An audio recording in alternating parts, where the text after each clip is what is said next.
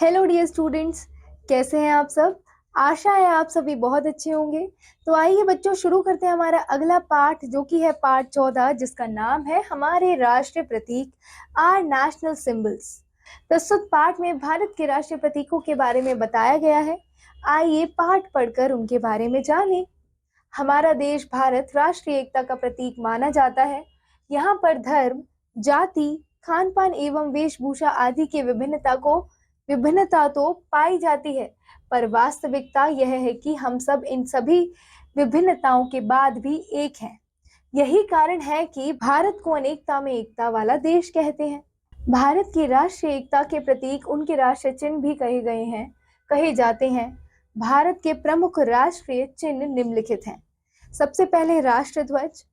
राष्ट्रध्वज तिरंगा हमारी स्वतंत्रता तथा एकता का प्रतीक है। तिरंगा दिल्ली में संसद भवन पर फहराया गया था। यह सभी भारतीयों के लिए गौरव का क्षण था। आजकल तिरंगा सभी सरकारी भवनों पर फहराया जाता है। राष्ट्रीय त्योहारों पर हमारे विद्यालय में भी राष्ट्रध्वज फहराया जाता है। हमें अपनी राष्ट्रध्वज को सम्मान देना चाहिए। हमारा तिरंगा आयताकार होता है। इसकी लंबाई चौड़ाई से 1.5 गुना है। इसमें समान आकार के 3 क्षैतिज पट्टियां होती हैं। सबसे ऊपर केसरिया रंग साहस और बलिदान का प्रतीक है। ठीक है बच्चों। बीच में सफेद पट्टी सत्य तथा शांति का प्रतीक है, जबकि सबसे नीचे हरी पट्टी समृद्धि का प्रतीक है। बीच में सफेद पट्टी के केंद्र में धर्म चक्र होता है। इस चक्र में 24 तीलियां होती हैं। यह चक्र सारनाथ में अशोक के लौह स्तंभ से लिया गया है। ध्वज में यह चक्र न्याय का प्रतीक है। हमें अपने राष्ट्र ध्वज का सम्मान करना चाहिए तथा इसके संबंध में निम्नलिखित नियमों का पालन करना चाहिए। तो ये क्या है बच्चों? ध्वज में केसरिया रंग की पट्टी सदैव शिखर पर रखनी चाहिए। इसे सूर्योदय से सूर्यास्त के बीच के समय ही फहराना चाहिए। फहराते या नीचे उतारते समय राष्ट्रध्वज को सावधान मुद्रा में सलाम करना चाहिए। जुलूस निकालते समय राष्ट्रध्वज को सबसे आरंभ में दाएं कंधे पर रखना चाहिए। फटा हुआ राष्ट्रध्वज प्रयोग नहीं करना चाहिए। राष्ट्रध्वज का कपड़ा सजावट के लिए प्रयोग नहीं करना चाहिए। राष्ट्रध्वज को डंडे की चोटी पर फहराया जाता है। राष्ट्रीय शोक के अवसर पर इसे डंडे के आधे भाग पर बांधना चाहिए। ठीक है। अब बच्चों पढ़ेंगे नेशनल एंथम यानी कि राष्ट्रगान के बारे में। हमारे देश के राष्ट्रध्वज और राष्ट्रगान में घनिष्ठ संबंध है। राष्ट्रध्वज के फहराए जाने के तुरंत बाद ही राष्ट्रगान गाया जाता है। हमारा राष्ट्रगान इस प्रकार है। तो बच्चों ये रहा हमारा राष्ट्रगान, जिन्हें आप पढ़ सकते हैं, रोज पढ़ते होंगे स्कूल में, है ना। अब यह भी जानिए कि हमारा राष्ट्रगान सर्वप्रथम 27 दिसंबर 1911 को गाया गया था। कब गाया गया था बच्चों? 27 दिसंबर 1911 को। इसकी रचना महान कवि रविंद्रनाथ टैगोर ने की थी। यह मूल रूप से बंगाल भाषा में लिखा गया था। हमारी संविधान सभा ने 24 जनवरी 1950 को इसके हिंदी रूपांतरण को राष्ट्रगान के रूप में मान्यता प्रदान की थी।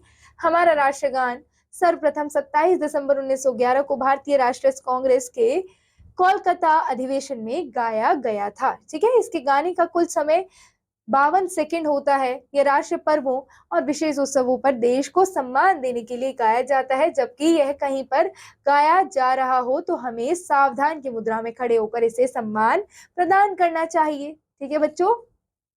फिर है नेशनल सिंबल। ठीक है, यानी कि राष्ट्र चिन्ह, राज चिन्ह।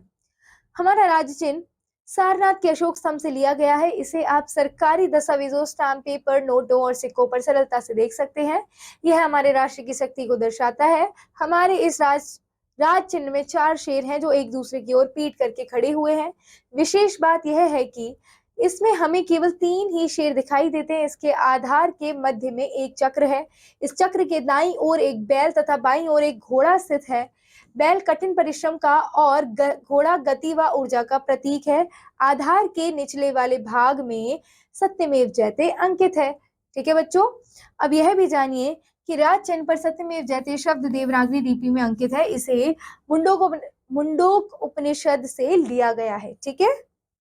फिर आता है बच्चों राष्ट्रगीत यानी कि नेशनल सॉन्ग। वंदे मातरम को हमारे राष्ट्रगीत की मान्यता प्राप्त है। यह गीत स्वतंत्रता संग्राम के समय भारतीय वीरों के लिए एक प्रेरणा स्रोत के रूप में कार्य करता है। इसका महत्व भी हमारे राष्ट्रगान के समान ही है। ये दोनों ही हमारी मातृभूमि की प्रशंसा में लिखे गए हैं। इसके रचयिता बंकिम चंद्र चटर्जी हैं। ये रहा बच्चों वंदे मातरम गीत। ठीक है।